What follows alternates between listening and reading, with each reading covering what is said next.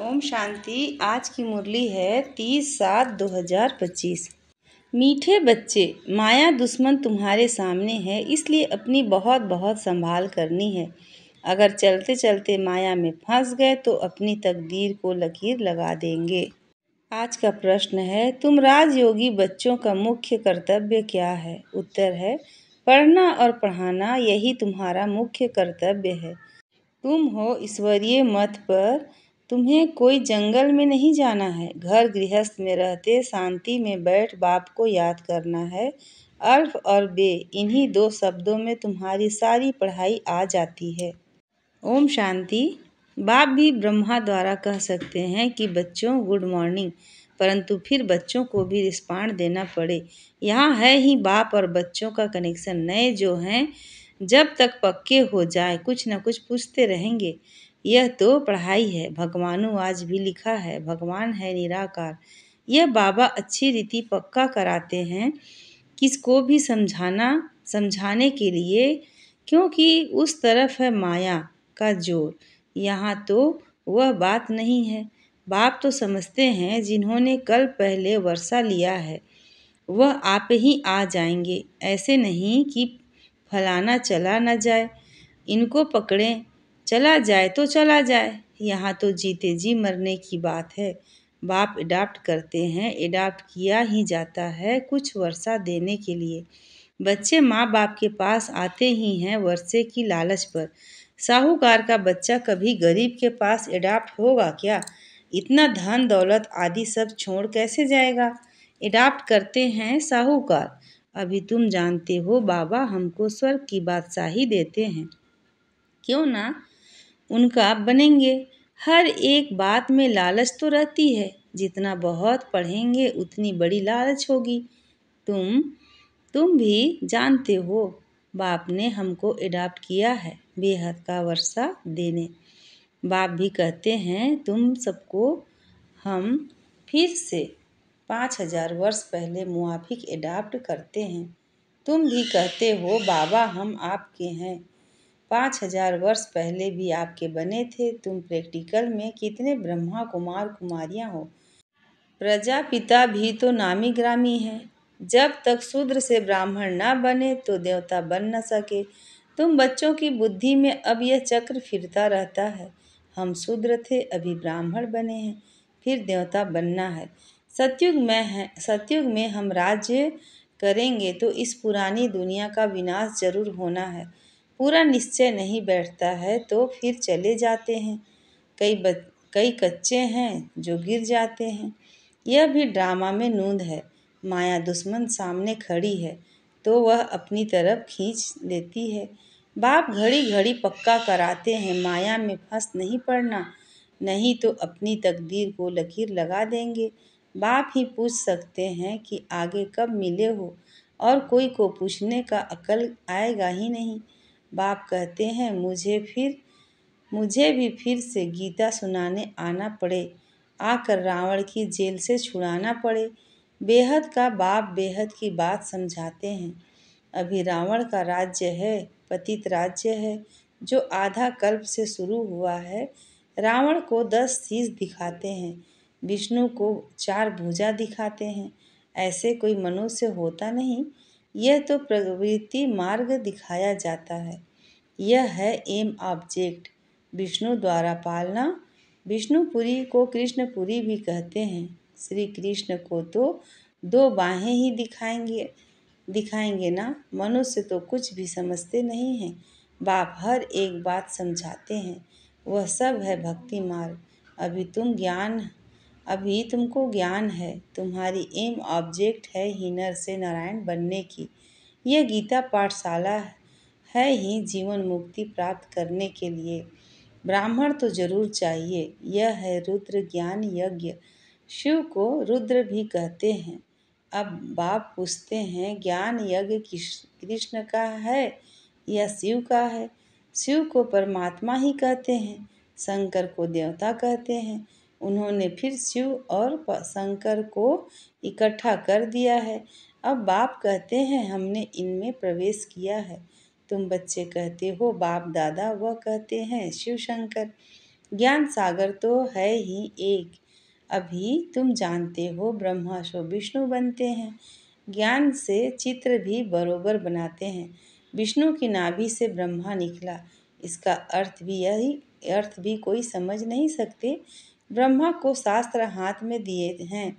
अभी शास्त्रों का सार बैठ सुनाते हैं या ब्रह्मा सुनाते हैं, बाप बैठ सुनाते हैं या ब्रह्मा। यह भी मास्टर ज्ञान सागर बनते हैं। बाकी चित्र इतने ढेर बनाए हैं, वह कोई यथार्थ है नहीं, वह है सभी भक्ति मार्ग के। मनुष्य कोई 8-10 भुजा वाले होते नहीं, यह तो सिर्फ प्रवृत्ति मार्ग दिखाया है। रावण का भी अर्थ बताया है। आधा कल्प है रावण राज्य, रात आधा कल्प राम राज्य दिन। बाप हर एक बात समझाते हैं। तुम सब एक बाप के बच्चे हो। ब्रह्मा बाबा द्वारा विष्णुपुरी की स्थापना करते हैं और तुमको राजयोग सिखाते हैं। जरूर संगम पर ही राजयोग सिखाएंगे। द्वापर में गीता सुनाई, यह तो रांग हो जाता है। बाप सच बतलाते हैं। बहुतों को ब्रह्मा का श्री कृष्ण का साक्षात्कार होता है। ब्रह्मा का सफ़ेद पोश ही दिखाते हैं। शिव बाबा तो है बिंदी, बिंदी का साक्षात्कार हो तो कुछ समझ न सके। तुम कहते हो हम आत्मा हैं। अब आत्मा को किसने देखा है? कोई ने नहीं। वह तो बिंदी है, समझ सकते हैं ना। जो जिस भावना से जिसकी पूजा करते हैं उनकी वही साक्षात्कार होगा। दूसरा अगर रूप देखें तो मुझ पड़े। हनुमान की पूजा करेगा तो उनको वही दिखाई पड़ेगा। गणेश की पुजारी को वही दिखाई पड़ेगा। बाप कहते हैं हमने तुमको इतना धनवान बनाया, हीरे जवाहरों के महल थे, तुमको अनगिनत धन था। तुमने अभी वह सब कहाँ गंवाया? अभी तुम कंगाल बन गए हो, भीख मांग रहे हो। बाप तो कह सकते हैं ना, अभी तुम बच्चे समझते हो। बाप आए हैं, हम फिर से विश्व के मालिक बनते हैं। यह ड्रामा अनादि बना हुआ है। हर एक ड्रामा में अपना पार्ट बजा रहे हैं। कोई एक शरीर छोड़ जाकर दूसरा लेते हैं। इसमें रोने की क्या बात है? सतयुग में कभी रोते नहीं। अभी तुम मोह जिद बन रहे हो। मोह जित राजाएं यह लक्ष्मी नारायण आदि हैं। वहाँ मोह होता नहीं। बाप अनेक प्रकार की बातें समझाते रहते हैं। बाप है निराकार। मनुष्य तो उससे नाम रूप से न्यारा कह देते हैं, लेकिन नाम रूप से न्यारी कोई चीज़ थोड़े ही होती है। भगवान ओ गॉड फादर कहते हैं ना, तो नाम रूप है ना। लिंग को शिव परमात्मा शिव बाबा भी कहते हैं। बाबा तो है ना बरोबर। बाबा के जरूर बच्चे भी होंगे। निराकार को निराकार आत्मा ही बाबा कहती है। मंदिर में जाएंगे तो उनको कहेंगे शिव बाबा, फिर घर में आकर बाप को भी कहते हैं बाबा। अर्थ तो समझते नहीं, हम उनको शिव बाबा क्यों कहते हैं? बाप बड़े ते बड़ी पढ़ाई 2 अक्षर में पढ़ाते हैं, अल्फ और बे। अल्फ को याद करो तो बे बादशाही तुम्हारी है। यह बड़ा भारी इम्तिहान है। मनुष्य बड़ा इम्तिहान पास करते हैं तो पहले वाली पढ़ाई कोई याद थोड़े ही रहती है। पढ़ते पढ़ते आखिरी तंत सार बुद्धि में आ जाता है। यह भी ऐसे हैं, तुम पढ़ते आए हो। अंत में फिर बाप कहते हैं मन मन आभव, तो देह का अभिमान टूट जाएगा। यह मन मन आभव की आदत पड़ी होगी तो पिछाड़ी में भी बाप और वर्षा याद रहेगा। मुख्य है ही यह कितना सहज है। उस पढ़ाई में भी अभी तो पता नहीं क्या क्या पढ़ते हैं। जैसे राजा वैसा वह अपनी रस्म चलाते हैं। आगे मण शेर पाव का हिसाब चलता था, अभी तो किलो आदि क्या क्या निकल पड़ा है। कितने अलग अलग प्रांत हो गए हैं। दिल्ली में जो चीज़ 1 रुपया शेर, बॉम्बे में मिलेगी 2 रुपया शेर, क्योंकि प्रांत अलग अलग है। हर एक समझते हैं हम अपने प्रांत को भूख थोड़े ही मारेंगे। कितने झगड़े आदि होते हैं, कितना रोला है। भारत कितना साल्वेंट था, फिर 84 का चक्र लगाते इंसॉल्वेंट बन पड़े हैं। कहा जाता है हीरे जैसा जन्म अमोलक कौड़ी बदले खोया रे। बाप कहते हैं, तुम कौड़ियों के पिछाड़ी क्यों मरते हो? अब तो बाप से वर्षा लो, पावन बनो, बुलाते भी हो, हे पतित पावन आओ, पावन बनाओ। तो इससे सिद्ध है पावन थे, अब नहीं है, अभी है ही कलयुग। बाप कहते हैं, मैं पावन दुनिया बनाऊंगा तो पतित दुनिया का जरूर विनाश होगा। इसलिए ही यह महाभारत लड़ाई है जो इस रुद्र ज्ञान यज्ञ से प्रज्वलित हुई है। ड्रामा में तो यह विनाश होने की भी नूंद है। पहले पहले तो बाबा को साक्षात्कार हुआ, देखा इतनी बड़ी रजाई मिलती है तो बहुत खुशी होने लगी। फिर विनाश का साक्षात्कार भी कराया। मन मनाभव मध्या जिभव, यह गीता के अक्षर हैं।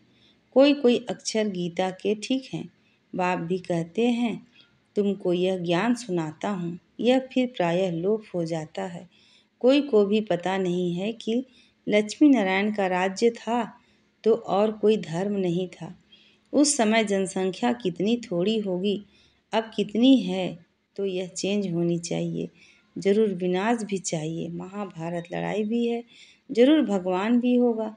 शिव जयंती मनाते हैं तो शिव बाबा ने क्या आकर किया वह भी नहीं जानते हैं। अब बाप समझाते हैं, गीता से श्री कृष्ण की आत्मा को रजाई मिली। माता पिता कहेंगे गीता को, जिससे तुम फिर देवता बनते हो। गीता के ज्ञान से राजयोग सीख श्री कृष्ण यह बना। उन्होंने फिर शिव बाबा के बदले श्री कृष्ण का नाम डाल दिया है। तो बाप समझाते हैं, यह तो अपने अंदर पक्का निश्चय कर लो, कोई उल्टी सुल्टी बात सुनाकर तुम्हें गिरा ना दे। बहुत बातें पूछते हैं, विकार बिगर सृष्टि कैसे चलेगी, यह कैसे होगा? अरे तुम खुद कहते हो वह वॉइसलेस दुनिया थी, संपूर्ण निर्विकारी कहते हो ना, फिर विकार की बात कैसे हो सकती है? अब तुम जानते हो, बेहद के बाप से बेहद की वर्षा, बेहद की बादशाही मिलती है, तो ऐसे बाप को क्यों नहीं याद करेंगे? यह है ही पतित दुनिया। कुंभ के मेले में पर कितने लाखों जाते हैं। अब कहते हैं वहाँ यह नदी गुप्त है। अब नदी गुप्त हो सकती है क्या? यहाँ भी गौमुख बनाया है। कहते हैं गंगा यहाँ आती है। अरे गंगा अपना रास्ता लेकर समुद्र में जाएगी कि यहाँ तुम्हारे पास पहाड़ पर आएगी? भक्ति मार्ग में कितने धक्के हैं। ज्ञान भक्ति, फिर है वैराग्य। एक है हद का वैराग, दूसरा है बेहद का। सन्यासी घर बार छोड़ जंगल में रहते हैं, यहाँ तो वह बात नहीं। तुम बुद्धि से सारी पुरानी दुनिया का संन्यास करते हो। तुम राजयोग बच्चों का मुख्य कर्तव्य है पढ़ना और पढ़ाना। अब राजयोग कोई जंगल में थोड़े ही सिखाया जाता है, यह स्कूल है, ब्रांचेज निकलती जाती हैं। तुम बच्चे राजयोग सीख रहे हो, शिव बाबा से पढ़ते हुए ब्राह्मणियाँ सिखाते हैं। एक शिव बाबा थोड़े ही सबको बैठ सिखाएंगे। तो यह हुई पांडव गवर्नमेंट। तुम हो ईश्वरीय मत पर, यहाँ तुम कितना शांति में बैठे हो, बाहर तो अनेक हंगामे हैं। बाप कहते हैं 5 विकारों का दान दो तो ग्रहण छूट जाएगा। मेरे बनो तो मैं तुम्हारी सब कामनाएं पूरी कर दूंगा। तुम बच्चे जानते हो, अभी हम सुख धाम में जाते हैं, दुख धाम को आग लगनी है। बच्चों ने विनाश का साक्षात्कार भी किया है। अब टाइम बहुत थोड़ा है, इसलिए याद की यात्रा में लग जाएंगे तो विकर विनाश होंगे और ऊंच पद पाएंगे। अच्छा, मीठे मीठे सिकी लधे बच्चों प्रति माता पिता बाप दादा का याद प्यार और गुड मॉर्निंग। रूहानी बाप की रूहानी बच्चों को नमस्ते, और हम रूहानी बच्चों की रूहानी माता पिता बाप दादा को याद प्यार गुड मॉर्निंग और नमस्ते। शुक्रिया बाबा, शुक्रिया। धारणा के लिए मुख्य सार है, पहला, बाप के वर्षे का पूरा अधिकार लेने के लिए जीते जी मरना है, एडाप्ट हो जाना है। कभी भी अपनी ऊंच तकदीर को लकीर नहीं लगानी है। दूसरा है, कोई भी उल्टी सुल्टी बात सुनकर संशय में नहीं आना है। जरा भी निश्चय न हिले।